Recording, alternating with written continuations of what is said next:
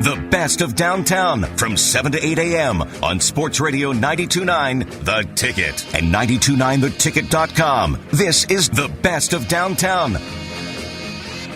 Well, hi there and a good Sunday morning to you on this 13th day of July. It is the best of downtown on Sports Radio 92.9 The Ticket, 929theticket.com. Rich Kimball and Brian Stackpole with you, a previously recorded edition of the program. Our best of the week here in the next hour or so, including Maine Athletic Director Karlton Creech, Celtics basketball talk with John Karalis, World Cup preview with the big game coming up later today. Martin Rogers joined us from Brazil, plus Gary Tanguay on the Red Sox and the Celtics, and ESPN baseball writer Jerry Crasnick as well on a pretty good Sunday morning. Nice variety of sports as we go through the lazy, hazy days of summer. We head into the All-Star break in Major League Baseball. But as we talked about with Karlton Creech, Maine's athletic director, even though it's the off-season, there's still plenty of things going on in the summer for the athletic department at UMaine. There's not, Rich. The summer is spent, in maintenance and planning mode, and which is exactly what we're doing right now. We've had lots of great meetings with our staff and our coaches about what are the plans and goals and priorities for Maine athletics, and how are we going to accomplish some great things in the future. It's been a really fun summer, and we're looking forward to it. And August 30th, our first football game against Norfolk State will be here before we know it. And so the summer doesn't last very long, but it's certainly a valuable time for us. Absolutely. We talked to Jack Cosgrove earlier in the week, and he's enjoying what little break he gets, and then the football team comes rolling in early August, as you mentioned, that first game on the 30th, and the Black Bears begin another season of play in the CAA, the toughest conference in all of FCS football, and a new team coming into the league from your neck of the woods. So what do you know about the Elon Phoenix?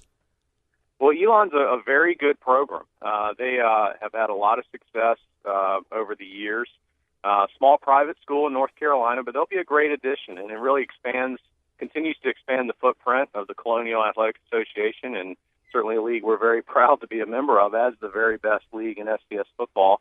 And coming off our conference championship, we're looking forward to another competitive season. Well, one of your first orders of business as athletic director was to hire a new basketball coach. Bob Walsh brought in from Rhode Island College, and the early reviews, and of course he hasn't coached a game yet for the Black Bears, but from talking with him and everybody who's encountered him and has learned about him, they've been impressed with his approach to the game, his ability to communicate in the ways that coaches need to communicate these days, and that's with blogging, with social media, as well as the face-to-face. People have been impressed so far. It sure seems like you've got a winner in Bob Walsh. Well, we're so just excited and thrilled to have Bob on board. And you can tell, you're exactly right, Rich. He embraces that proactive communication style that's so necessary these days, and he's very good at it. And he also brings this tremendous thought process about the game of basketball and leadership. He's really a student of the game, and that's really what attracted me. He's got a great opportunity here at the University of Maine to put in his system, follow his process, and achieve some great things. He's a hard worker. He brought in a great staff to support him, and they're all on the road this month doing some recruiting for future years, and he's going to do a great job, again, leveraging the great home that we have at the Cross Insurance Center. Really looking forward to great things in our men's basketball program. We're talking with Maine's athletic director, Karlton Creech. I know from talking to some of the coaches, you've had a number of coaching meetings, and that's something that hasn't always been done at the University of Maine. And I told you when we talked last week, I sense a cohesiveness among the coaching staff that hasn't always been there. Part of that's been institutional and a product of tough financial times. The coaches have sometimes had to battle over scarce resources. How important is it to you as the athletic director that you get all the coaches on the same team working together? Well, we have a great group of head coaches. I feel so fortunate to have taken over an athletic department that is just full of great coaches. And my goal is simply to get them in a room together and we can talk about how we can all help each other. That's the biggest thing. We've got to communicate and talk and grow together. And I truly believe we're all stronger if we're working together, working in the same direction, and accomplishing things together. That's the big emphasis for me in my first few months. And we are having regular meetings where we're all getting together and just talking about what's going to happen here in the future and what are our priorities and how do we all get there together. That's the main goal. Now, you were brought in, of course, by President Paul Ferguson. He has since left the University of Maine. Susan Hunter serving as the interim president. Do the goals of the athletic program change at all for you? Absolutely not. We're going to follow the university's Blue Sky plan, which is going to continue under the leadership of Dr. Hunter, and I'm excited about working for her. I've had one breakfast meeting with her already. She's a tremendous supporter of our athletic programs, and I believe she's going to be a fine president for us in her 2 years here back at the University of Maine. She was here for many, many years, and so she's certainly familiar and supportive of Maine athletics. But no, we're going to follow the Blue Sky plan, and it's a great plan. It's been implemented well across campus, and now it's our job in athletics to put our own priorities together to support those initiatives. Do you have different expectations for each sport? Well, you do. Certainly each sport is different. The competitive landscape in each sport, in each conference, we play in 3 different conferences, so certainly the competitive landscape is very different for each sport program. Resources, just the general support, ideology of maybe that sport in the state of Maine is different for every sport. So there certainly are expectations. We want to be competitive and successful in every sport, but we also want to make sure that we're realistic with those expectations. Now, we know that you're always dependent, too, on the generosity of benefactors, and I don't know how well you got to know him, but the university certainly lost a great friend this week with the passing of Dick Collins. Tremendously sad for Ann, the loss of Dick and their family. Dick was one of the first people I met, Rich, when I got up here. We sat together at a basketball game very early in my tenure and had several great meetings with Dick and Ann. Just great people, tremendous supporters of the university. Their generosity over the years has been incredible. And it's a sad day. You hate to. It's part of our world. We're going to lose great people. But Dick was one of the best, and it certainly was sad to hear that news.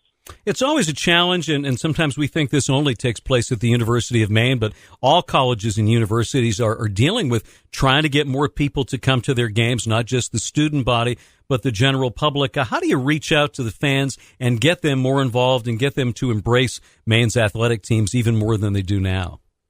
Well, you hit it on the head, Rich, and that's going to be a big emphasis for us in the next few years, and a big emphasis for me and how I schedule my time as the athletic director. We've really got to engage the community, get out and invite people to participate in any way that they want to participate. Attending a college athletic competition is just a great experience. It's a great family atmosphere. It's fun. It's exciting. You're seeing incredible young student athletes competing at the highest level on the court or the field or whatever it may be. And it's just a great environment for entertainment, really. And that's what we've got to communicate. And so I'm going to be out in the community actively, really concentrating first and foremost on the greater Bangor area, making sure we're taking care of our home base and that all those people understand how important it is for us, that we need their support. But I want them to feel good about supporting us and enjoy their time at our events and in giving back to the university. Then beyond this area, we've got a great opportunity, I believe, north of us up in the county, great basketball tradition and love of the sport of basketball in those areas, and so we're going to try to leverage that. And then we always have to pay attention to the largest population base in our state, which is down in southern Maine. We're going to play a hockey game down there this fall, and Bob Walsh is working on scheduling an exhibition basketball game down there. And so we've got to make an effort to be in that market as well. So it's really all, Rich, about effort and hard work and making sure that we're doing everything possible to communicate to everybody in our state that you're welcome here at the University of Maine. We want you and we need you. And that was Director of Athletics at the University of Maine, Karlton Creech, talking about the University of Maine athletic program as we enter the 2014-15 school year. And that was from the morning pitch when we filled in for Dale Duff and Clem Labrie. Football season right around the corner, so is the fall sports season. So if you're a University of Maine Black Bear, you should be getting ready for another big sports calendar year at the University of Maine. Should be a good one with the football team, hockey team, baseball team, and all the athletic departments at UMaine. You're listening to the Best of Downtown here for the 13th day of July 2014. Glad to have you on board for this 7 to 8 a.m. broadcast of the Best of Downtown. Still a lot more left to come. We'll go to Brazil with Martin Rogers. We'll hear from Jerry Crasnick of ESPN talking a little baseball. And after this break, we'll hear from John Karalis of RedsArmy.com, talking some Boston Celtics and where Danny Ainge's master plan may go from here. LeBron James has decided to go back to Cleveland. What does that mean for the Boston Celtics here as they progress throughout the offseason? We'll talk with John after this. You're listening to the Best of Downtown here on Sports Radio 92.9 The Ticket.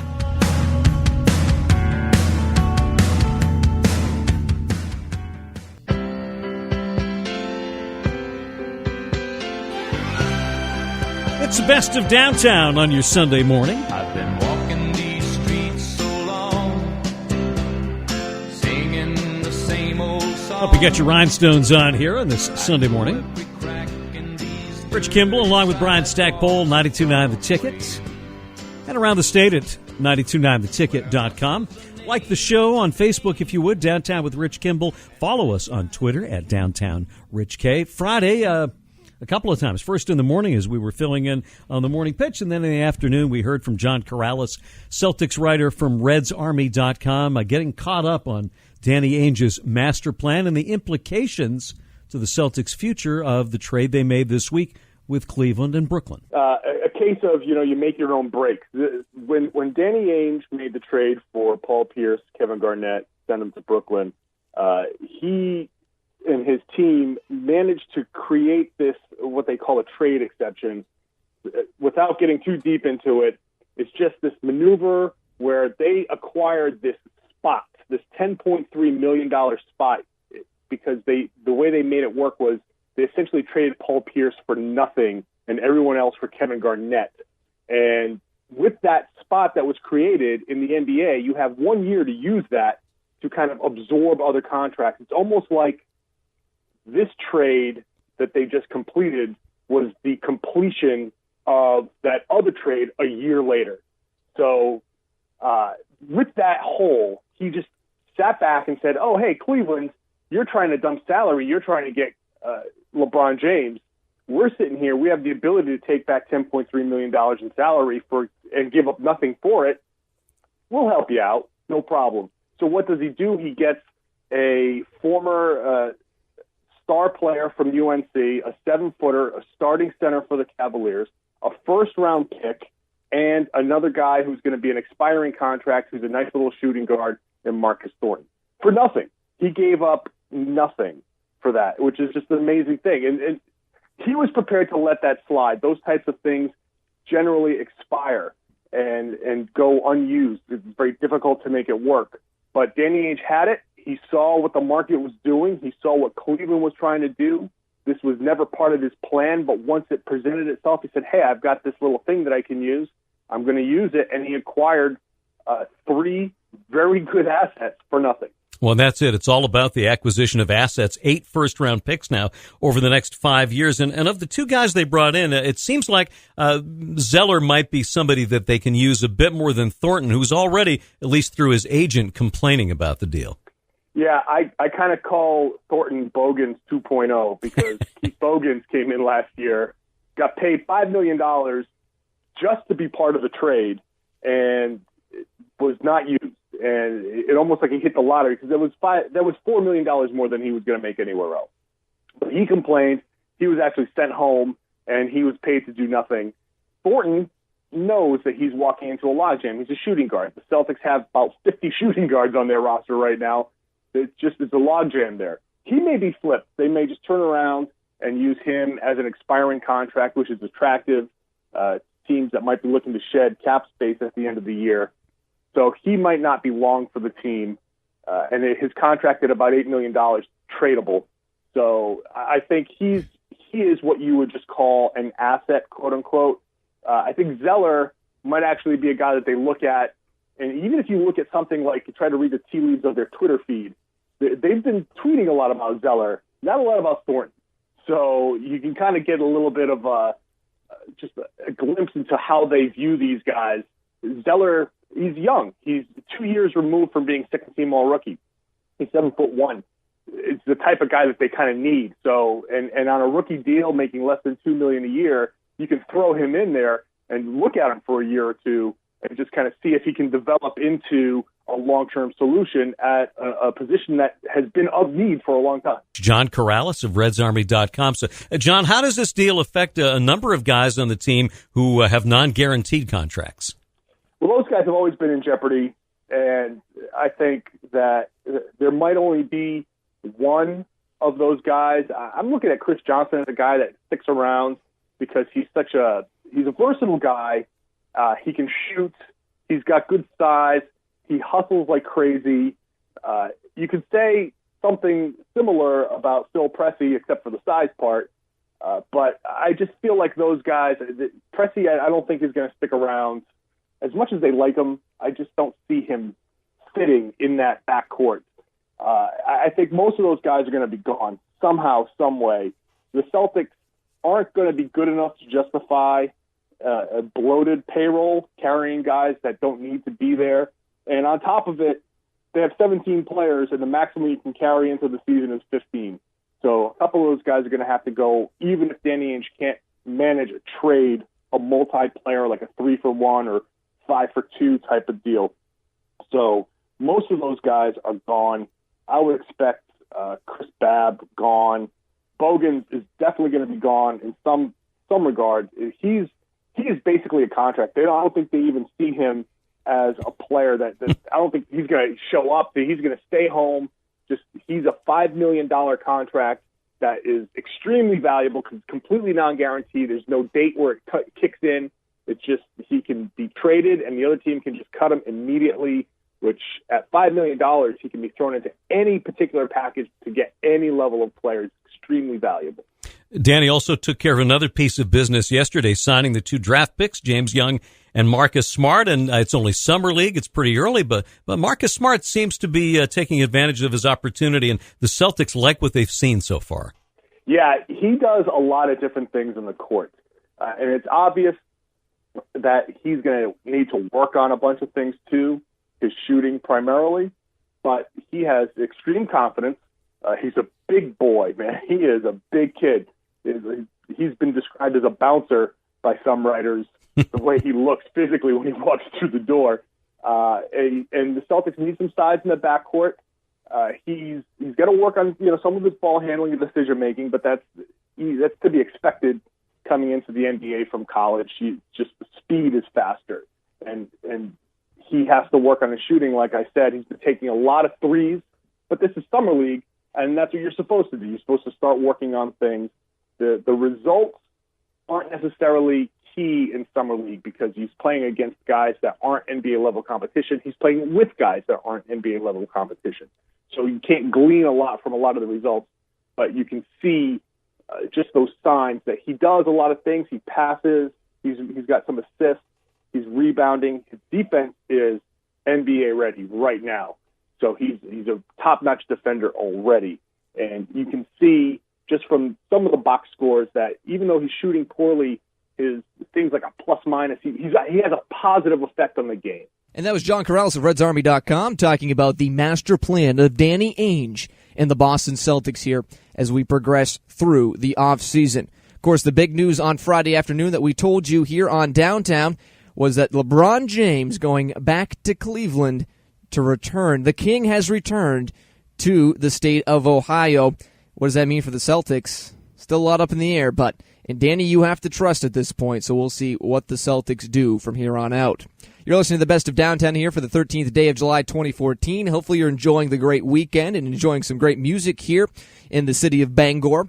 We'll take another break on the program, and on the other side, we'll go to Brazil. We'll talk with Martin Rogers of Yahoo Sports, and we'll preview the big World Cup final later on this afternoon, which you can hear right here on Sports Radio 92.9 The Ticket. So stay tuned. We'll be back with Martin Rogers after this here on Sports Radio 92.9 The Ticket.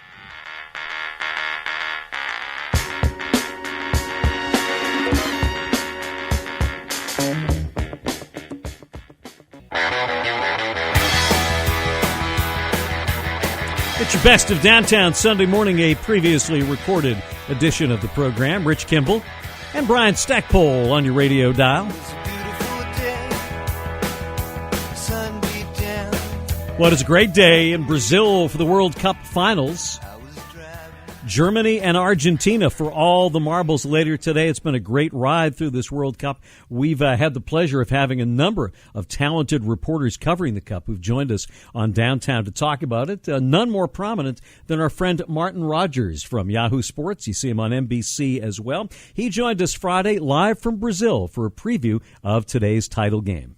Yeah, it's been a tremendous tournament, especially the group stage. So many goals, more goals in the group stage than we've seen, in many, many years. And it really kind of lit up the event. And, it's been one of those tournaments where once you think you've seen everything, another bit of drama comes around the corner, and never more so than in the semi-final when Germany, in the space of 6 minutes, just tore apart Brazil and kind of changed the face of the tournament. But it's going to be a good final. It's going to be two high-quality teams. It's going to be a great team in Germany against a team led by a great individual in Lionel Messi. So definitely a lot to look forward to as this tournament wraps up this weekend. Have the Brazilian fans recovered completely from that game? I don't think they've recovered completely for generations to come. It was such an incredible occurrence. I mean, we've heard stories even recently about how the previous time Brazil hosted this tournament in 1950, it obviously expected to win and lost to Uruguay in the final game. And even up until recently, people were still kind of talking and lamenting what happened all the way back then. So I think this is another one that's going to live with Brazil for a long, long time. I mean, sports and soccer in particular is just so intertwined with the very fabric of this country, and the fact that you don't get to host a World Cup very often, and when you do, you need to make the most of that chance. Brazil will definitely regret this. They're proud of what they've achieved as a host nation in this Cup. It's generally been a pretty good tournament, but losing, not just losing in the semi-final, but losing in such completely swashbuckling fashion, some completely one-sided victory for Germany, is something that will definitely cause a lot of recrimination in Brazil, and it'll take a long time to undo that. Did the pressure of hosting affect the team negatively, or being the host team and having the support of the crowds maybe carry them a bit further than they might have gone looking at the way they played? It's a funny thing, and it's a delicate balance. There are certain situations where it really can help you, and some where it would hinder. I think in the round of 16 against Chile, I think it definitely helped Brazil. I think in the penalty shootout that the pressure got to Chile more than it did to Brazil, and the home crowd in Belo Horizonte really got behind Julio César, the goalkeeper, and he was uplifted by that. I think similar thing in the quarterfinal against Colombia, but the Germans weren't fazed at all by facing a very, very passionate and overwhelmingly pro-Brazil crowd in the semi-final, and that really kind of turned the Germans turned the game on its head in the space of just a few minutes. And I think once the first goal had got in, then it flipped. Then the pressure was then on Brazil, and they felt the weight of that expectation. They continued to throw men forward in a kind of haphazard fashion. There's no better team on board soccer to exploit and take advantage of that than Germany, and that's what happened with dramatic consequences. The consolation game coming up tomorrow, how difficult will it be for those two teams to get ready to play? It's a funny game, isn't it, the third place playoff? I'm not a big fan of it. I don't think it's necessary. I don't think it adds a whole lot to a World Cup. Brazil, I guess, in some ways you could say they welcome the chance to try and make sure that their tournament doesn't finish on such an ultimate downer. The Netherlands, it's going to be very difficult. They've only had 2 days rest going into that game, and the Dutch coach Louis van Gaal said in no uncertain terms after the semi-final that it's a mistake to have a third-place playoff. I think it's cruel and unfair on these players who have lost. And he made quite a good point about the fact that a team can get through to a semi-final, which is really a very, very difficult achievement in the World Cup. But then if they lose that game and then lose the third-place playoff, they're almost going home as a loser because they've been defeated in back-to-back games. That's not necessarily fair. That's not necessarily the legacy that a team that's made the semi-finals should have. I'd be quite happy if FIFA decides to scrap the third-place playoff. I don't think they're going to do so anytime soon because, hey, FIFA loves one thing, nothing more than money, and the third-place playoff does bring in a bit more of that. Martin Rogers of Yahoo Sports joining us from Brazil. For the United States, it was quite a ride. Certainly fan interest in the country at an all-time high after their run this year. In terms of competitiveness, did the American team take a step forward this year from your perspective? I think a small step forward. I think the round of 16 is about where the US is at. I think it's within the top 16 nations in world soccer, but only just. Getting out of a group like the group of death, Group G, with Germany, who may well go on to win this tournament, Portugal with Cristiano Ronaldo, and a very tough Ghana team, is an achievement in itself. And if that last second goal against Portugal hadn't gone in, they'd have won both their first 2 games, it would have been even more of a positive. But I think US soccer is in decent shape. It needs certainly, if it's going to look to compete with the very top teams in the world, it has quite some ways to go. And it's both in terms of the overall level of talent in the team and just techniques as well. You saw against Belgium, the Belgian side really dominated that game. Even though the US could have won it late on, the Belgian players were able to hold the ball, dominate possession much, much more easily than the Americans were. That's something that needs to fix itself if the Americans are going to continue to be competitive on a consistent basis against top teams like that. As we look at the championship game on Sunday, all eyes for Argentina on Messi. Does he need to win this World Cup to take his place alongside Diego Maradona in Argentine soccer history? I think so. I think he needs to win it to claim his place alongside the likes of Maradona and the likes of Pele and really sit among the all-time legends of this game. Look, he's going to go down as one of the all-time greats, whatever happens, just because of what he's achieved at club level with Barcelona. He's going to be one of the top 10 players, should we say, of all time. But if he can win this, if he can pull this Argentina team on his back and go on to lift the title, then I think there's a genuine argument to put him up there alongside Maradona, alongside Pele, as one of the legends of soccer. And it's a weight of expectation on him, but a huge challenge and one that he'll certainly be relishing, but no easy task. Those Germans are very, very well organized, and they're very good at shutting down a brilliant individual on the opposition team. And that was Martin Rogers of Yahoo Sports, also joins NBC Sports quite frequently to talk about the World Cup. The U.S. might not have advanced to the final, but I will still say this 2014 FIFA World Cup has been phenomenal. Great games, some good scoring early on, and we've got a very good final later today between Germany and Argentina, both looking to put another World Cup into that trophy cabinet for their respective organizations. So you can listen to that game right here on Sports Radio 92.9 The Ticket, starting at 1 p.m. with a pregame show. So looking forward to that one. I think right now I'm going to give the edge to Leo Messi and Argentina, but I would not be shocked to see Germany come out there and really dominate as well. So, again, great contest. You can hear it right here on Sports Radio 92.9 The Ticket. Take another break on the Best of Downtown, and when we come back on the other side of that break, Gary Tanguay of Comcast Sportsnet New England will talk about the Red Sox release of A.J. Pierzynski. He'll talk about what the Celtics may do now, and he'll also tell you that LeBron James is going back to Cleveland before he actually went back to Cleveland. Yes, Gary is that good. He can see into the future. We'll hear from Gary Tanguay of Comcast Sportsnet after the break here. You're listening to the Best of Downtown on July 13th, 2014 on Sports Radio 92.9 The Ticket.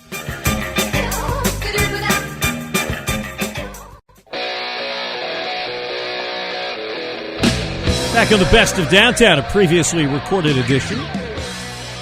Quite a week in Red Sox Nation as the Sox made some changes and threw in the white flag and said, we're building for the future. This is that bridge year that you thought you were having back in 2013. Red Sox making some moves this week, and we talked about those along with some Celtics conversation earlier this week with our friend Gary Tanguay of Comcast Sportsnet New England. And we asked Gary if A.J. Pierzynski might be a scapegoat for the Red Sox in this disappointing season.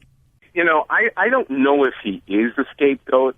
I mean, I think that, you know, if you're going to play the kids, no, I don't think he's a scapegoat, to answer your question. I don't think he's the reason this team is failing.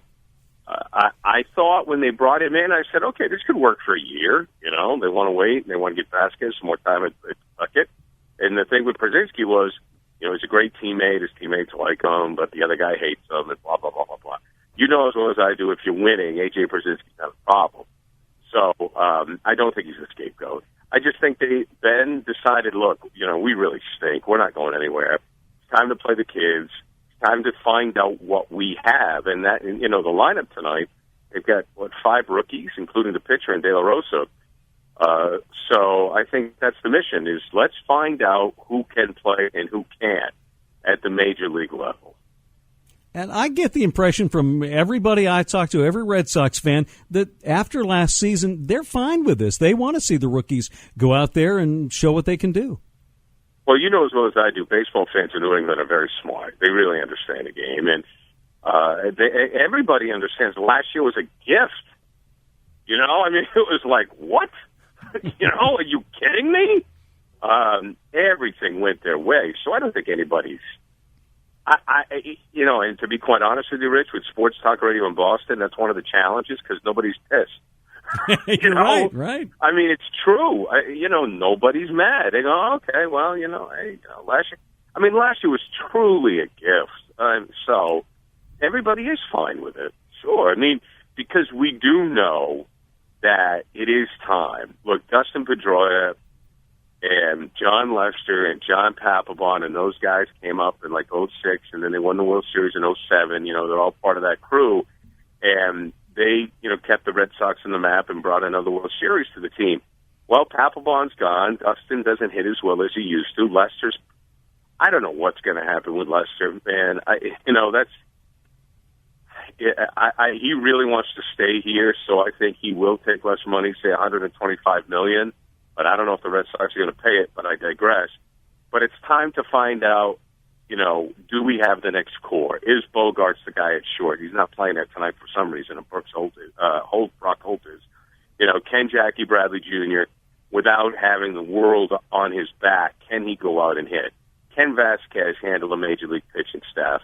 And so forth and so on. Can Ruby De La Rosa, could he be a closer?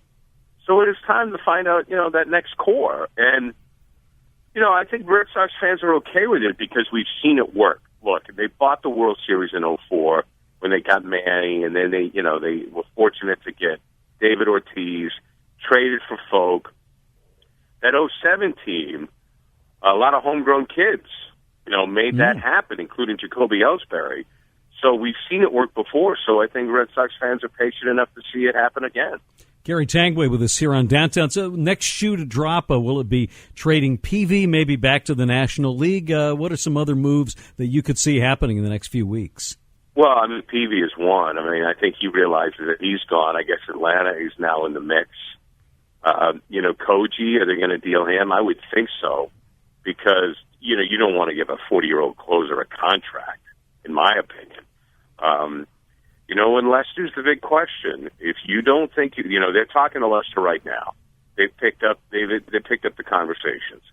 So long as they don't insult him with a $70 million contract, and I know people will say, oh my God, insulting it. That was a real insult to him.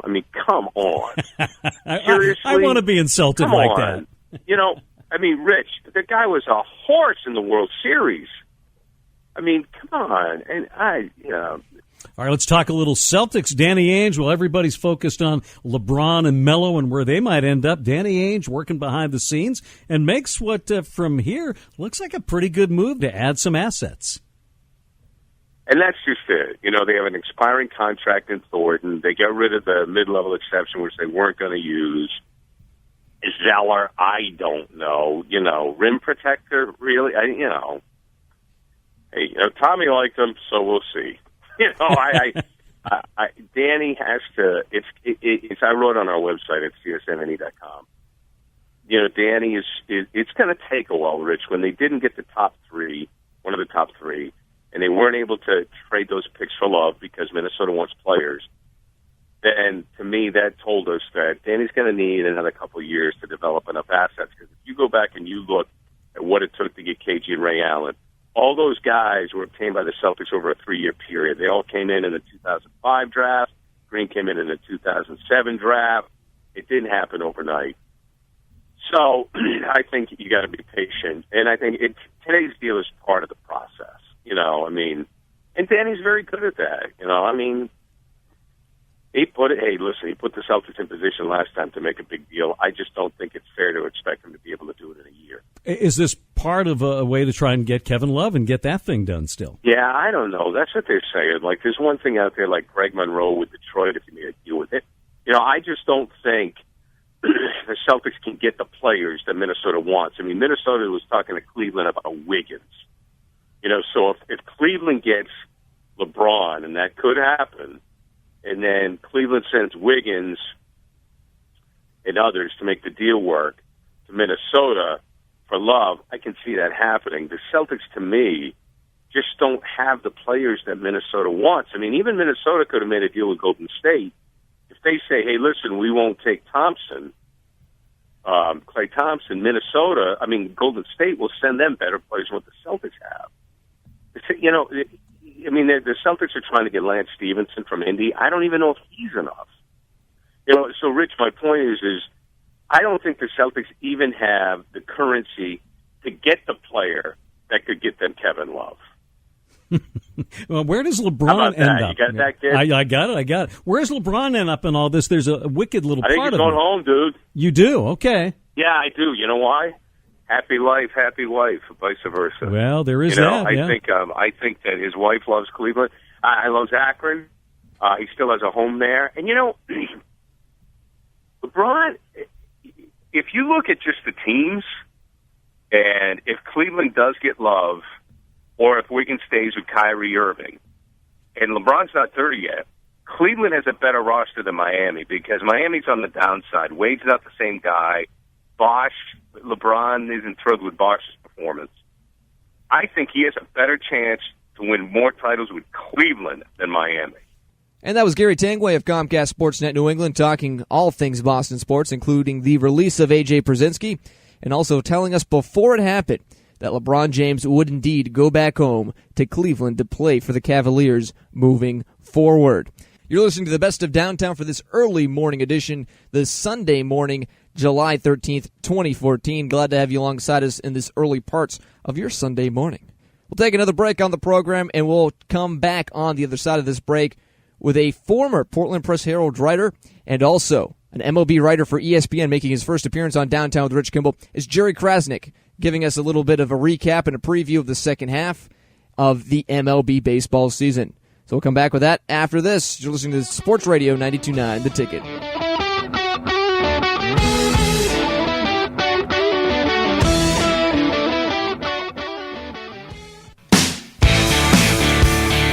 Sunday morning Best of Downtown show on 92.9 The Ticket. Rich Kimball and Brian Stackpole with you.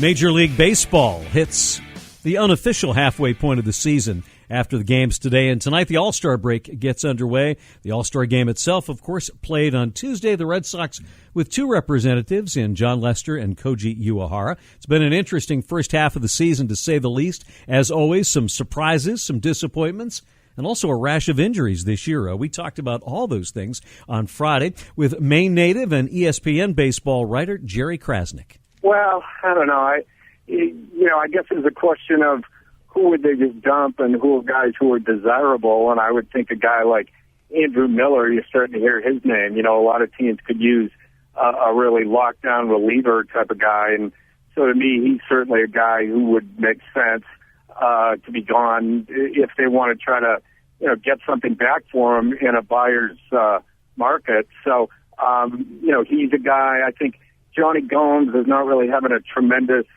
year, but he's a guy who potentially could have some value as sort of a clubhouse leader, right-handed bat off the bench. And if you're really thinking in grandiose fashion, I guess maybe you could see them shopping around John Lester if they really throw up the flag, because he's going to be a free agent anyway. And, hey, you might as well try to get something for him now. And if David Price isn't going to get traded, he's certainly a guy who could be a huge lift to a team. But that might be a tougher trade to pull off.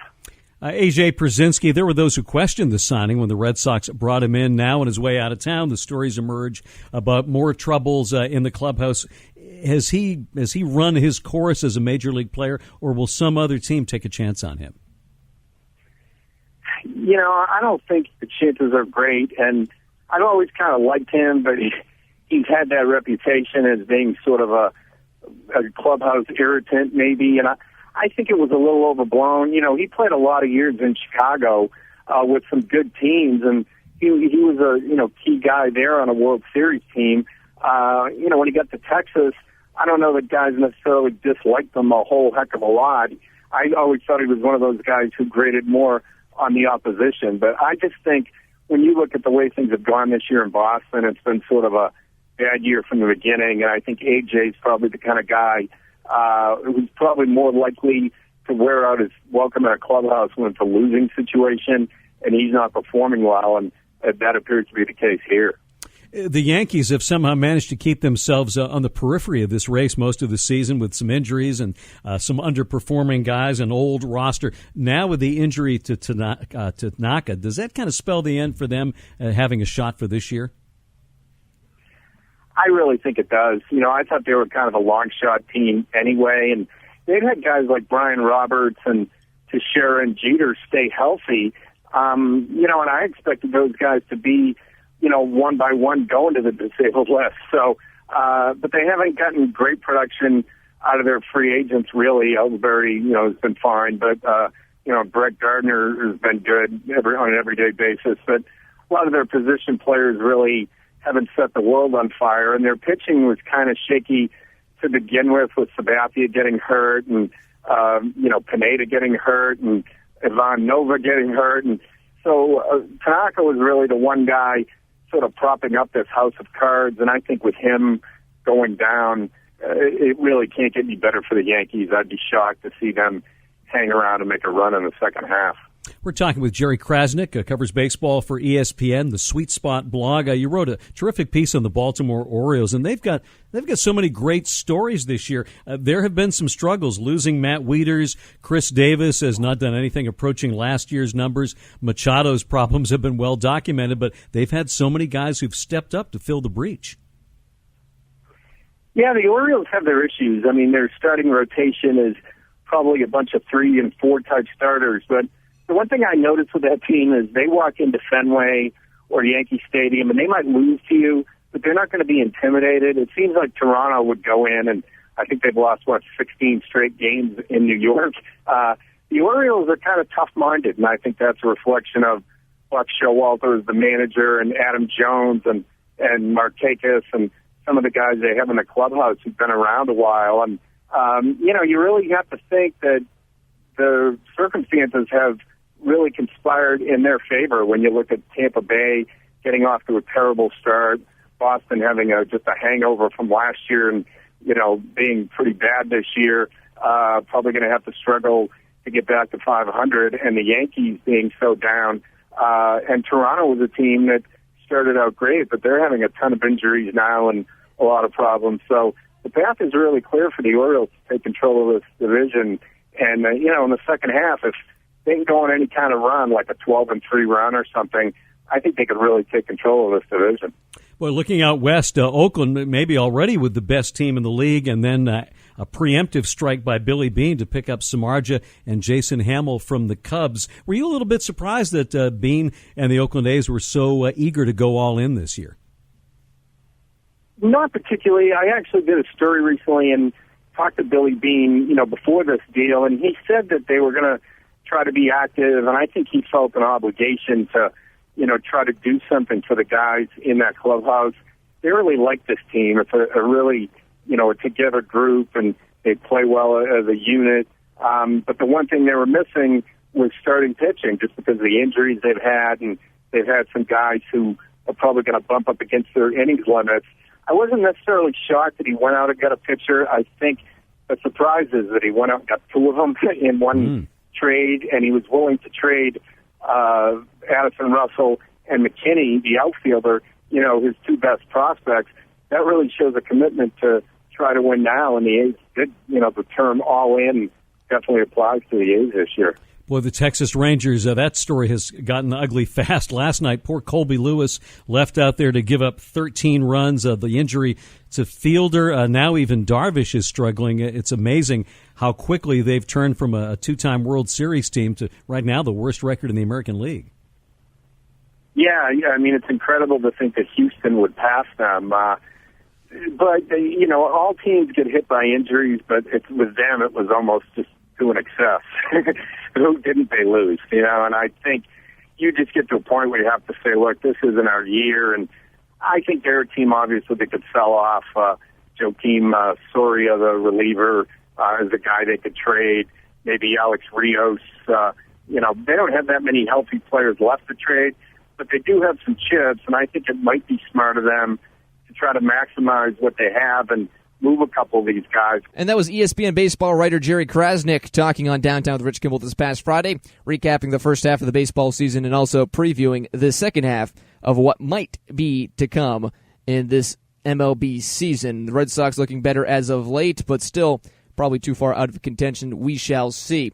We'll take one final break here on the Best of Downtown. When we come back, we'll wrap up this edition of the show and preview what's to come for the next 5 editions of Downtown with Rich Kimball as you're listening to Sports Radio 92.9 The Ticket.